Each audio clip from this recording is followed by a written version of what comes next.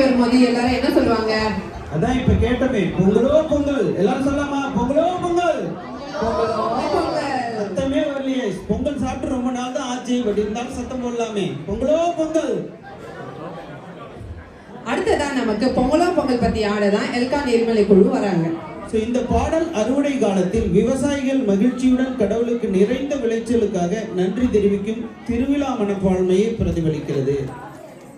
ஒருங்கிணைப்பாளர் மற்றும் இயக்குனர் காயத்ரி கிரண், சங்கரா டான்ஸ் அகாடமி. பங்கு பெறுவோர் மகதி ஜெகதீஷ், சம்ருதி ஜெகதீஷ், ஆத்யா சக்தி திவான் ராஜ், ஹரிணி லோகநாதன், ஸ்ருத்விகா ரமேஷ் மற்றும் இந்திரா வெங்கடா.